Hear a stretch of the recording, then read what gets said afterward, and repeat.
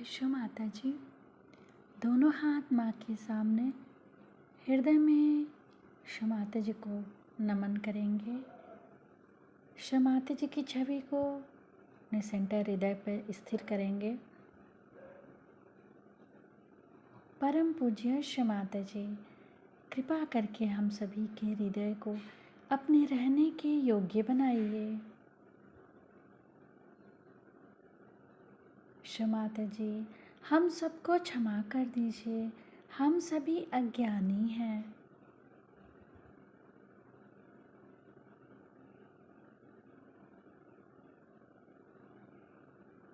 वैश्व माता जी, हमारे इस हृदय को और पावन कीजिए ताकि आप यहाँ आ सकें।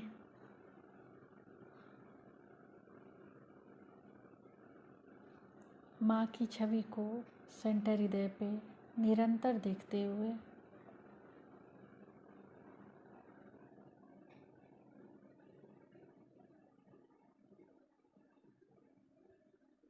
धीरे धीरे अपने संपूर्ण चित्त को दोनों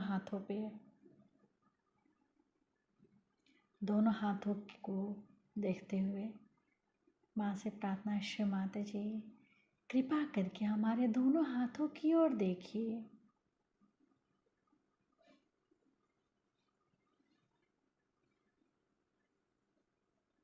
धीरे धीरे अपने संपूर्ण चित्त को सेंटर मूलाधार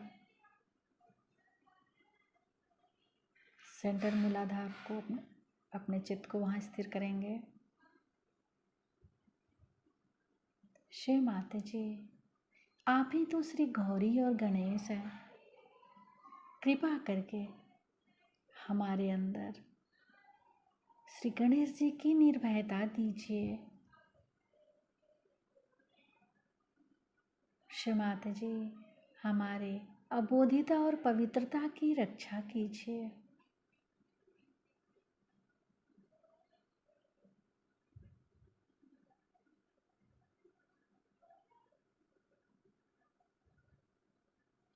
धीरे धीरे अपने संपूर्ण चित्त को सेंटर स्वादिष्ठान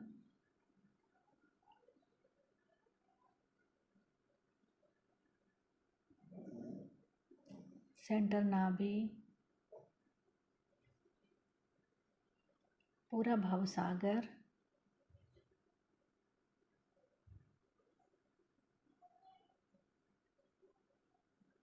सेंटर हृदय,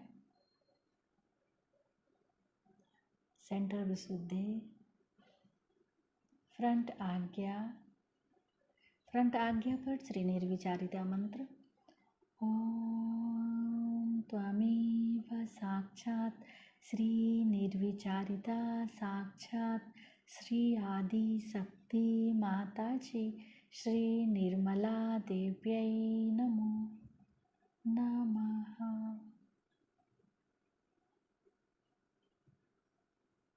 बैक आज्ञा,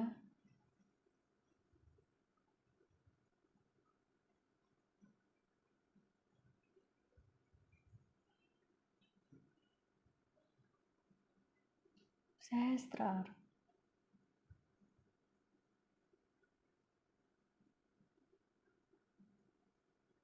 सहस्त्रार पर एक चित रहेगा, एक चित सेंटर मूलाधार, दोनों जगह एक साथ। सहस्त्रार से सेंटर मूलाधार,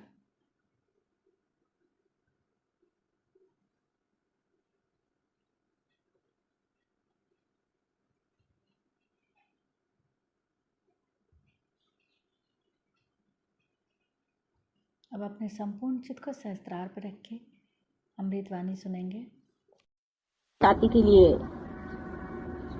सहज योग का उद्भव हुआ है,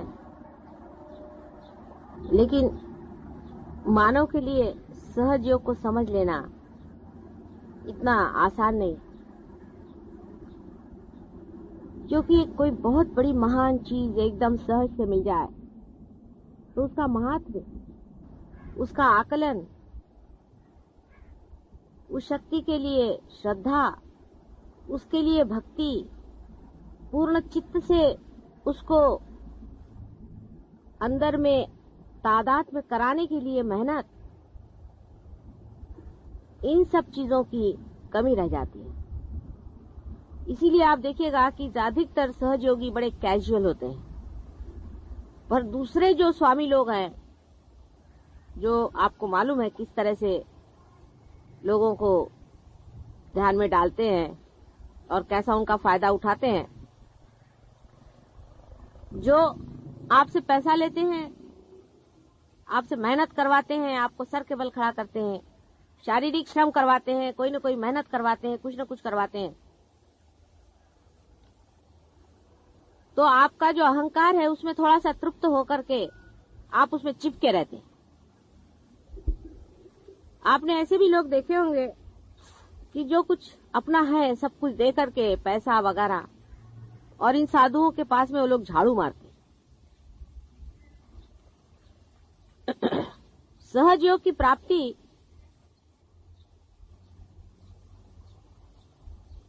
इतनी सहज में हो जाती है कि उसके प्रति लोग कैजुअल रहते हैं। जैसे कि आंख की प्राप्ति हमको एकदम सहज हो गई तो हम उसके तरफ कैजुअल हैं, उसकी कोई कीमत ही नहीं हमको कि ये आंख कितनी कीमती है। जिस दिन आंख हमारी जरा सी दुखती है तो पता चलता है हे भगवान। इसीलिए बाधा का होना भी जरूरी हो जाता है।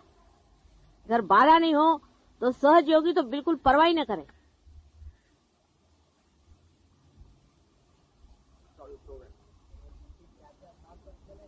हाँ, बाधा तो आपके ऊपर निर्भर है, आप कब तक पकड़ेंगे तब तक बाधा है, उसे क्या किया जाए।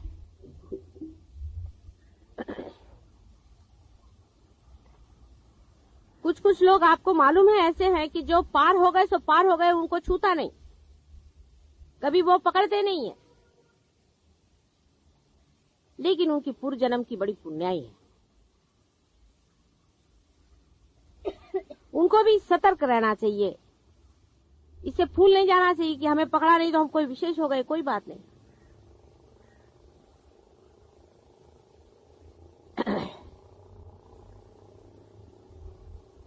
कैजुअल जिसको कहते हैं, कैजुअली सहज योग के प्रति रहना,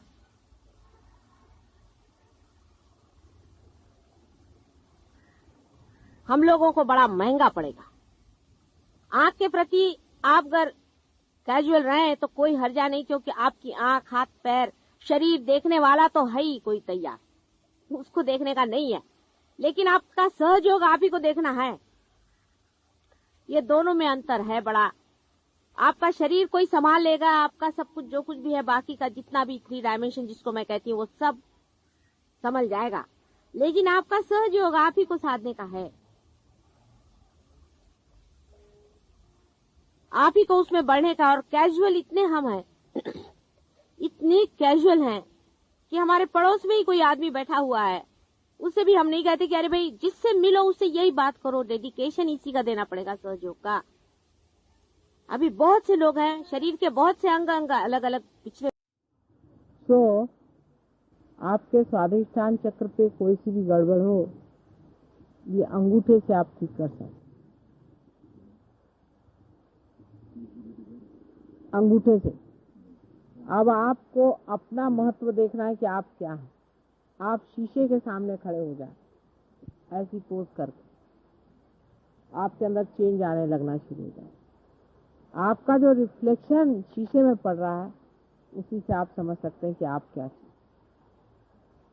अपना खुद ही प्रतिबिंब आप देखें शीशे में, उसकी ओर देखते।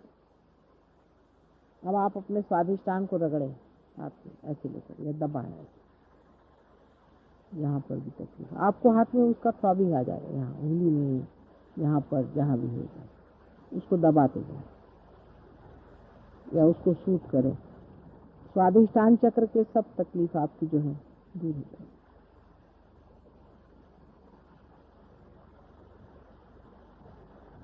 तो अंगूठे पर स्वाधिष्ठान चक्र का स्थान,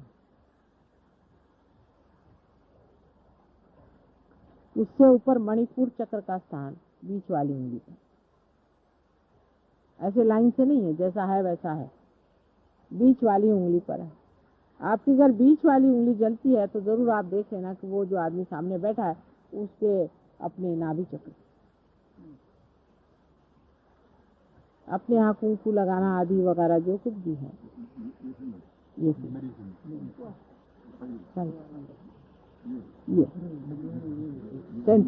दिस इज मणिपुर। इसलिए खाना खाते वक्त कभी भी ये उंगली हम लोग ऊपर नहीं रखते, हमेशा ये साथ में आनी पड़ती है। ये उंगली भी ऊपर रख के बहुत लोग खाना खाते हैं, गलत बात है। वहाँ सब 4 और 5 उंगली।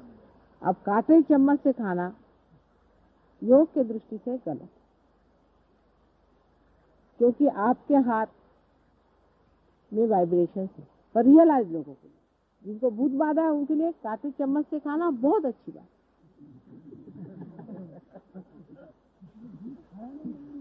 नाही, आपलेच भूत आपल्या पोटात परत जातात, हातातनं निघून डबल होऊन 2-4 आणखीन घेऊन आणि पोटात जातात. म्हणून ज्यांना भूतबाधा होते त्यांनी काटे चमचे वापरावे. म्हणूनच वेस्ट मध्ये जास्त काटे चमचे वापरले जातात. आपल्या जास्त भूत आहेत त्यांच्यापेक्षा. आता ते लोक हाताने खायला लागले, खरीच गोष्ट आहे, विचारा त्यांनी बघा. आता आजकाल बहुतेक ते काटे चमचे वगैरे काय वापरत, हाताने व्यवस्थित हात धुवून खातात. मग हे मणिपूर चक्र झालं. हे म्हणजे आता मणिपूर चक्राचे सर्व त्रास, एखादा मनुष्य जर फार खादाड असला आणि त्याचं लक्ष खाण्याकडे जास्त असतं की त्यांनी हे रगडत बसायचं सकाळ संध्याकाळ. आणि मणिपूर चक्र जरा थंड होणार, चांगलं तेल लावावं व्यवस्थित.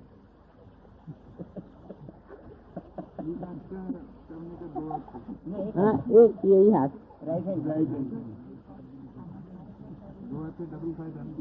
ये मणि, हाँ डबल करना चाहिए. ये मणिपुर चक्र. उसके बाद में मणिपुर से आगे आप जाते हैं अनहद चक्र. अब ये सबसे नाजुक चक्र है, ये आपकी अंगुली अनहद. और इस पर कर देनी, तो छोटी सबसे अंगुली है, ये आपका अनहद. किसी को भी हार्ट का ट्रबल हो, यानी यहाँ तक किसी बड़ा आदमी कोई रोमांटिक हो, समझ लो, औरतों के पीछे भागता है, रोज इस पर रगड़े सुबह से शाम तक. जिसको ऐसी वीकनेस है वो इसको रगड़ते बैठे. जिसको शराब की वीकनेस है वो नाभि चक्र को रगड़े. ये दारू दारू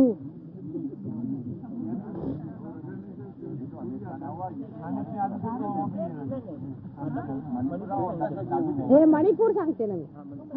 हे मणिपूर परत हे बघा, हे बघा पहिल्यापासून सांगते. हा अनहद चक्र आहे, हे अनहद चक्र. ज्याला अनहद चक्राचा फार त्रास असेल त्यांनी सरस्वतीची पूजा करावी. त्यांनी लक्ष वाचनाकडे लावायचं, अध्ययनाकडे लावायचं. सुचना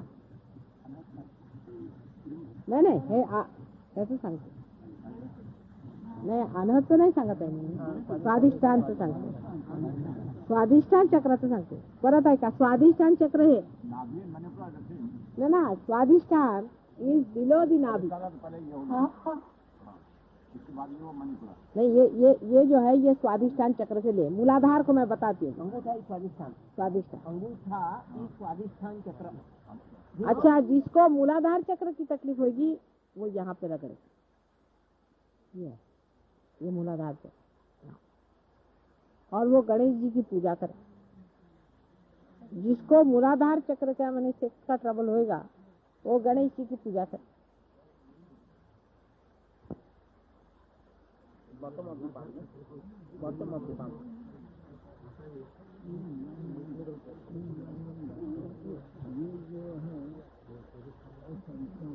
ये स्वादिष्ट. ये फिर उसके बाद में मणिपुर चक्र, उसके ऊपर में नाभि चक्र को जिसको बोलते हैं मणिपुर चक्र, सोलर चक्र. वो ये मणिपुर चक्र, नाभि चक्र, सोलर प्लेक्सस सेम. वो इसको रगड़े. और वो जिस आदमी को खाने की बहुत लालसा होती है माने स्वाधिष्ठान चक्र में आदमी बहुत ग्रोस रहता है। स्वाधिष्ठान चक्र का ट्रबल जो होता है बड़ा ही ग्रोस होता है। उसमें वो अन्न बहुत खाता है, बहुत ज्यादा अन्न खाता है, यानी उसकी क्वांटिटी बहुत ज्यादा होती है और बकवास बहुत करता है। ऐसा जो आदमी बहुत ज्यादा अन्न खाता है उसके लिए स्वाधिष्ठान चक्र पे वो सरस्वती की ओर अगर दृष्टि करे तो उसमें फाइनल टेस्ट आ जाएगा, क्रिएटिव हो जाना चाहिए, एस्थेटिक से कहेंगे पेंटिंग्स करना शुरू कर सकते, डाइवर्जन आ जाएगा, सब्लिमेशन हो जाएगा। उसके बाद मणिपुर चक्र वाला जो आदमी होता है उसको खाने में इंटरेस्ट होता है।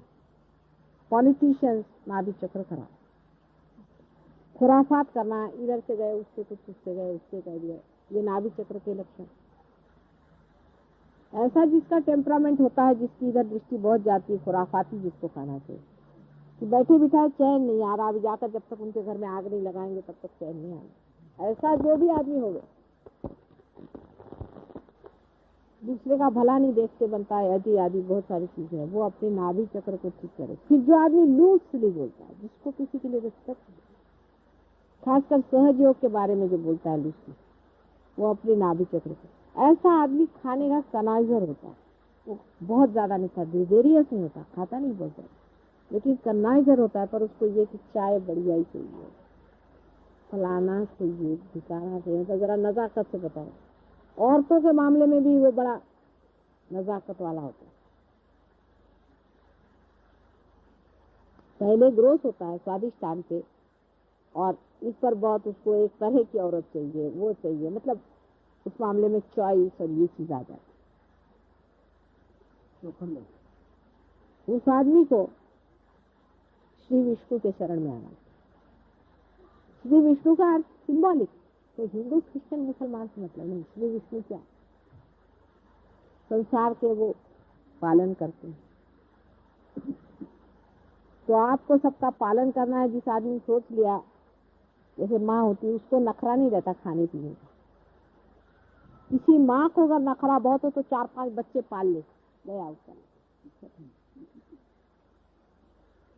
जिस औरत को खाने पीने का बहुत पर्टिकुलरिटी होती है, वो औरत बच्चों को नहीं संभालती, क्योंकि बच्चे टट्टी करेंगे, पेशाब करेंगे, ये करेंगे, वो करेंगे, उसकी चीन चढ़ेगी। उसको जबरदस्ती अगर वो बच्चों को पाल ले, 8-10 बच्चे, फौरन उसकी वो चली। अपने को करेक्ट करने का पॉइंट रहता, अपनी और देखें। अगर हम बहुत ज्यादा घिने आते हैं हर एक आदमी से, मुझे उसकी घिन लगती है, उसकी घिन लगती है, वो 8-10 कुत्ते पाल, काम खत्म।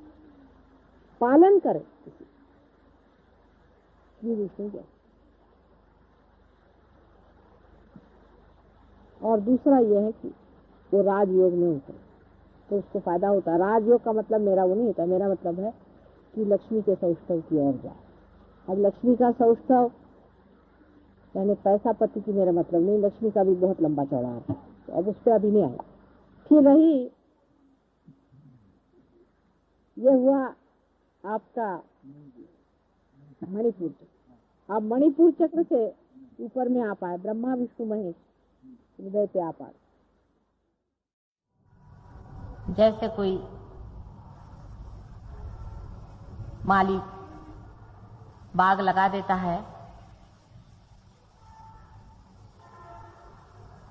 और उस पे प्रेम से सिंचन करता है और उसके बाद देखते रहता है कि देखें बाग में कितने फूल खिल रहे हैं। वो देखने पर जो आनंद एक माली को आता है, उसका क्या वर्णन हो सकता है।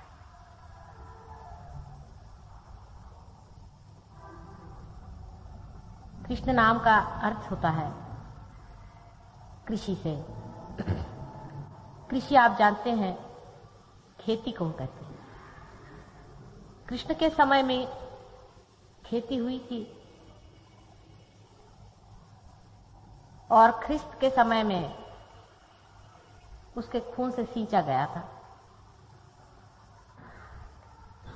इस संसार की उर्वरा भूमि को कितने ही अवतारों ने पहले संवारा हुआ था। आज कलियुग में ये समय आ गया है कि उस खेती की बहार देखें, उसके फूलों का सुगंध उठाएं। ये जो आपके हाथ में से चैतन्य लहरियां बह रही हैं, ये वही सुगंध है जिसके सहारे सारा संसार, सारी सृष्टि, सारी प्रकृति चल रही है। लेकिन आज आप वो चुने हुए फूल हैं जो युगों से चुने गए हैं कि आज आप खिलेंगे और आपके अंदर से ये सुगंध संसार में फैल करके इस कीचड़ के, इस माया सागर के सारी ही गंदगी को खत्म कर देगा। देखने में ऐसा लगता है कि ये कैसे हो सकता है।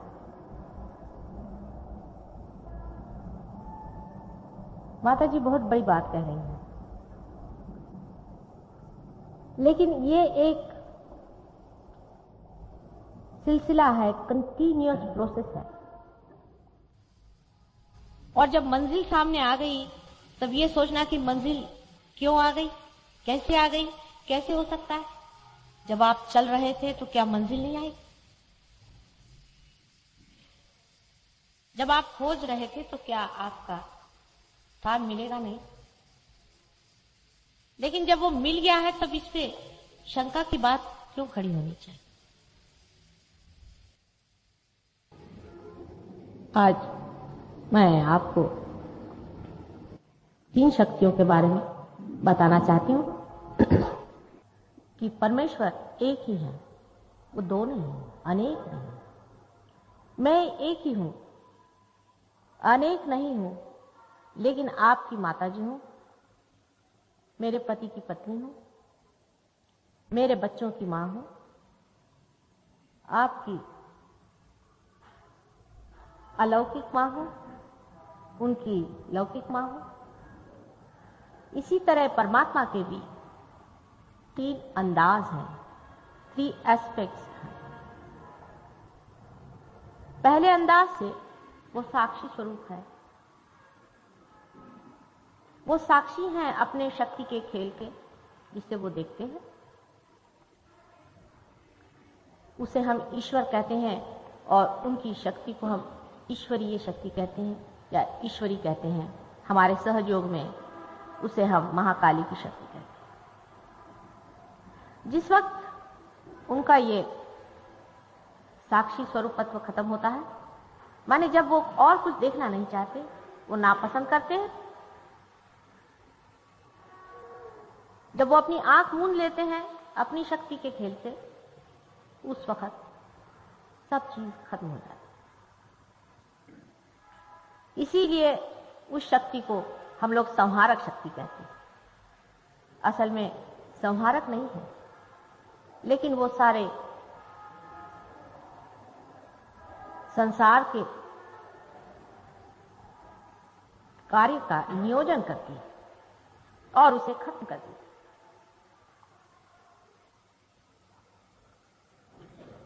दूसरी शक्ति जो परमात्मा उपयोग में लाते हैं वो है उनकी सृजनात्मक शक्ति, जिससे वो सारे संसार की रचना करते हैं। उसमें बड़े बड़े ग्रह तारे,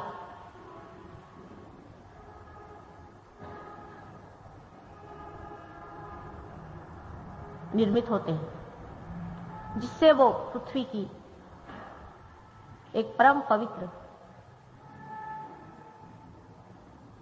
वस्तु तैयार होती है। इस अवस्था में परमात्मा को हिरण्यगर्भ कहते हैं और उनकी शक्ति को हिरण्यगर्भिणी कहते हैं। हमारे सहयोग में उसको महा सरस्वती कहते हैं।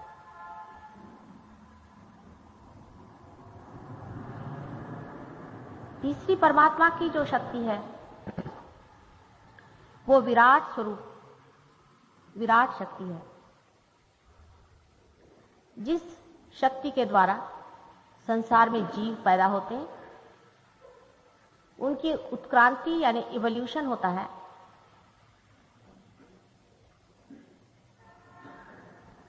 जानवर से मानव बनता है और मानव से अति मानव बनता है, अति मानव से परमात्मा बनता है।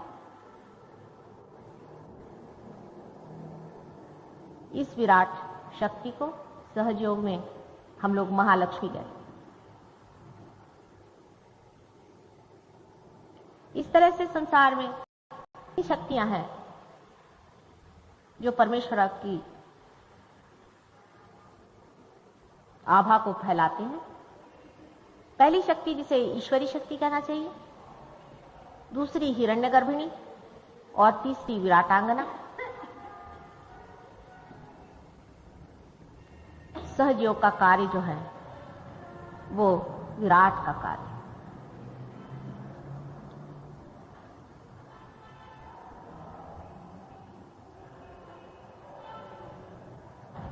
मनुष्य के अंदर भी परमात्मा ने ये तीनों ही शक्तियां दी।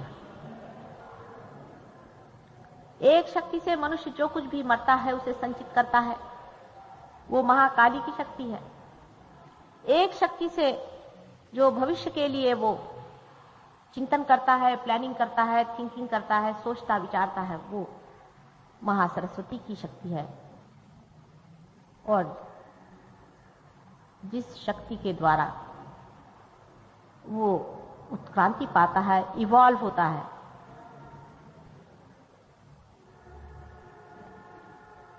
वो महालक्ष्मी की शक्ति।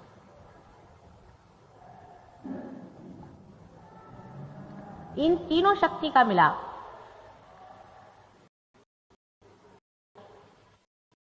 उसके सहज वही आदि पुरुष है और उसी जैसे मनुष्य को बनाने की पूर्ण व्यवस्था परमेश्वर ने की हुई। सिर्फ महालक्ष्मी शक्ति प्राणी मात्रों तक तो अपना कार्य सुव्यवस्थित करती रहती है, वो उसमें चयन करती है, चॉइस करती है और ठीक लोगों को, ठीक जानवरों को एक हद तक उत्क्रांति तक पहुंचा देती। पर मनुष्य की दशा पर आने पर उसको पूर्णतया स्वतंत्रता मिल गई कि वो अपनी चेतना में, अपनी अवेयरनेस में अपना ही उत्क्रांति का पथ खोजे और जाने कि उसकी कैसी उत्क्रांति हो गई। न तो जानवर अपनी उत्क्रांति की बात सोचता है, लेकिन मनुष्य ही यह सोचता भी है और उसे देख भी सकता है, जान भी सकता है जब उसके हाथ से ये वाइब्रेशंस आए। मंजिल तो आ गई है, आप लोग आंगन में आ खड़े भी हैं।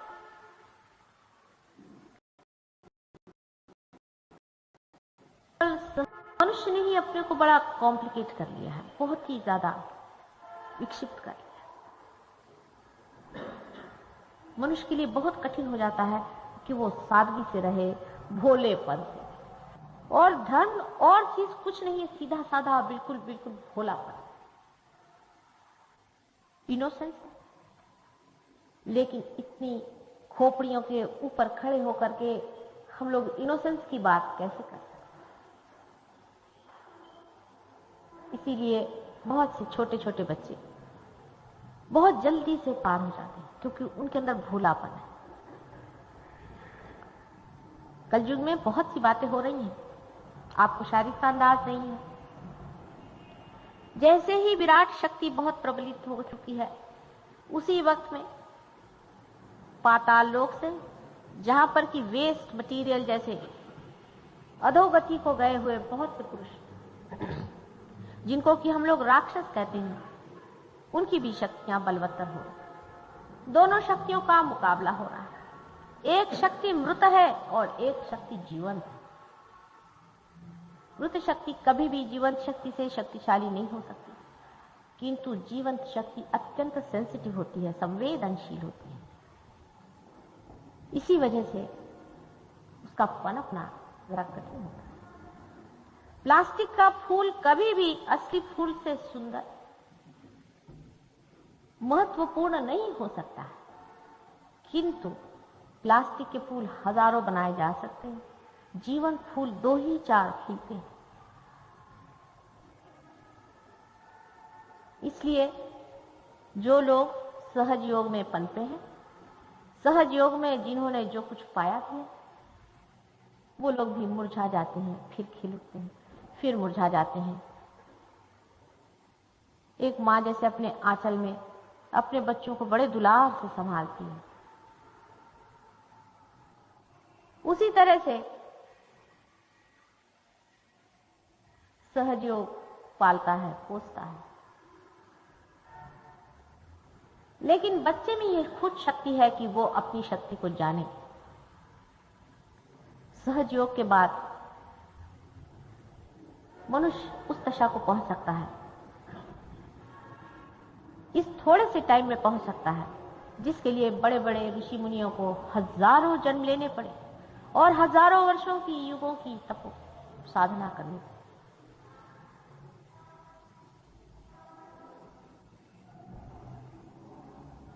हम लोगों के परम भाग्य कि समय हम सब लोग इस विशेष युग में पैदा हुए हैं।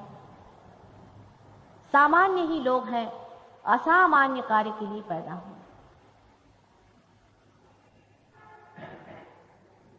असामान्य पर्दे के पीछे ही हैं, सब आपकी मदद कर रहे हैं, लेकिन सामान्य को विराट ने चुना हुआ है अपने सहस्त्रार पे बैठाने में,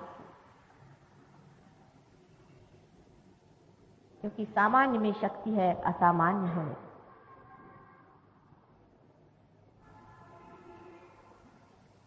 किंतु सहज योग में सबसे पहली बात है कि अंदर में भोलापन होना चाहिए और शांति करो, शांति,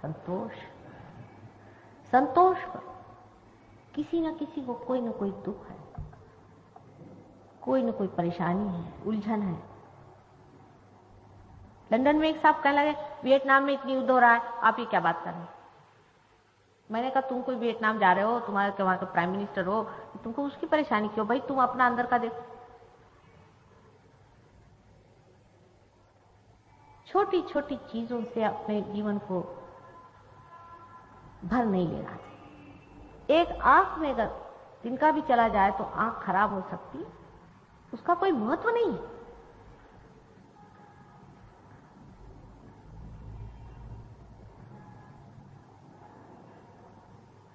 शांत, क्योंकि वो समय आ गया है जब परमेश्वर का राज्य इस संसार में आने वाला है। संतोष रखो। सहयोगियों को चाहिए कि और लोगों से ज्यादा शांतिपूर्ण रहें, संतोष से भरे रहें, खिले रहें और अपने आनंद से सारे संसार को भरते रहें।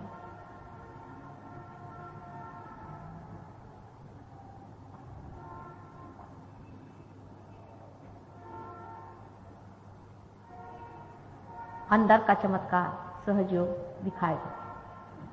बहुत जोरों में चरवण चला है, मंथन चला हुआ है।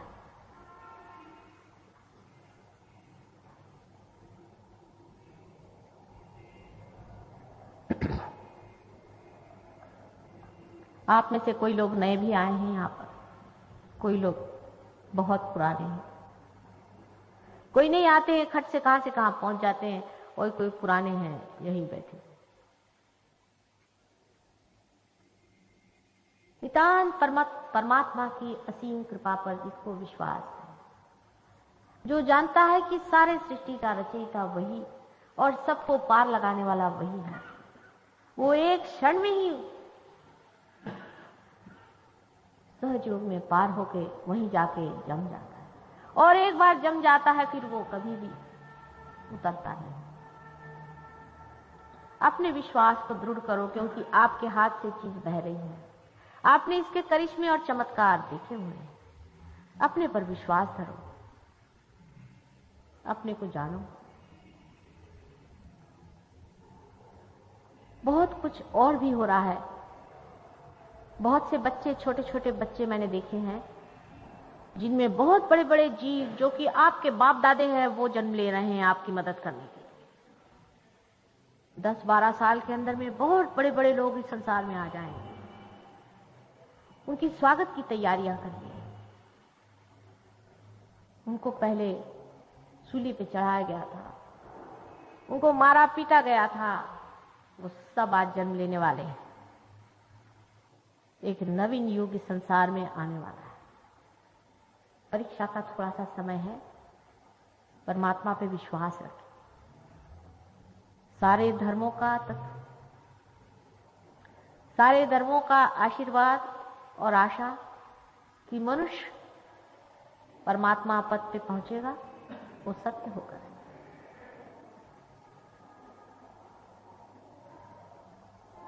हम लोग थोड़ी देर ध्यान में जाएंगे। कुछ भी करने का नहीं, आपके अंदर जो बीज सुप्तावस्था में है वही पनपेगा। आंखें बंद करके अपने विचारों की ओर देखिए। जो लोग बीमार हैं, शारीरिक कष्ट में हैं, लक्ष्मी जी की अवकृपा से पीड़ित हैं, हर तरह की पीड़ा है, वो तो सब ठीक होगी ही।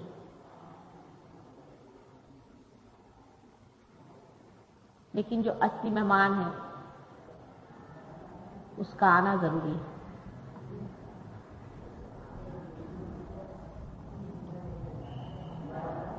सब लोग मेरी ओर ऐसे हाथ करें। और अभी तक जो भी पीछे का है मरा हुआ, अपना ज्ञान, अपने दुख, अपनी तकलीफें और जो कुछ भी आगे का सोच रखा है, आशा, निराशा और दुनिया भर की चीजें जिससे आप त्रस्त हैं, वो सब को छोड़ करके इस क्षण, इसी क्षण, नाउ एट दिस मोमेंट जागरूक हो जाए। प्रेजेंट में ही जागने से ये चौथा आयाम, फोर्थ डायमेंशन खुलेगा। न तो ये फ्यूचर में है, न पास्ट में है। इसलिए इसी क्षण वो मिलना चाहिए। यही क्षण महत्वपूर्ण है। जहां आप बैठे इसी क्षण वहां कूदना है और उससे आगे भी बढ़ना है। इसी क्षण में जागना ही सहज योग है, स्पॉन्टेनियस सैल्वेशन। हिलना डुलना कुछ न करें, आंख बंद करके अपने माथे की ओर सहस्त्रार पे चित्त दें। जहां फॉन्टनेल बोन होता है वहां पर चित्त दें, वहां अपना चित्त रखें। फोर्स नहीं करें, सहज में ऊपर में सोचें क्या हो रहा है। जैसे यहां बैठे बैठे आप घर की बात सोचते हैं, शांतिपूर्वक। और धीरे धीरे आपके हाथ में पहले हो सकता है किसी किसी को थोड़ी बहुत जलन हो, थोड़ी बहुत, उसे जरा झटक लें अगर जलन हो तो। और अगर जलन नहीं हो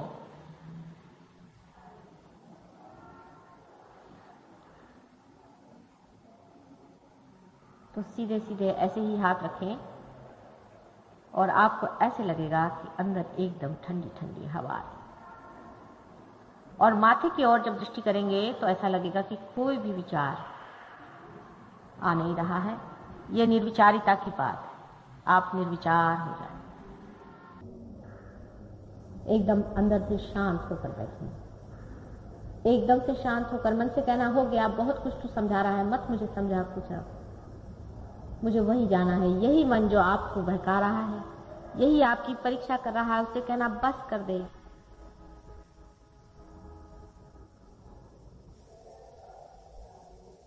सहज योग समष्टि में बनता है, एक व्यक्ति का नहीं है, एक इंडिविजुअल नहीं है। आप सब एक विराट के अंग के रोम रोम है। एक व्यक्ति पर निर्भर नहीं है।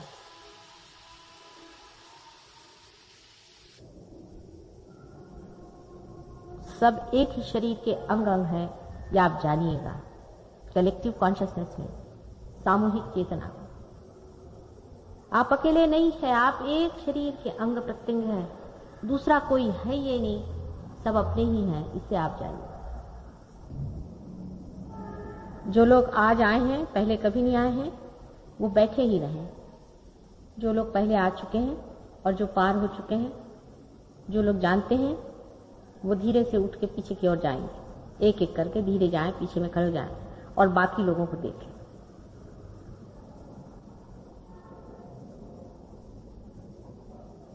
कोई डिस्टर्ब नहीं करें, धीरे धीरे उठें, पीछे में जाएं और देखें।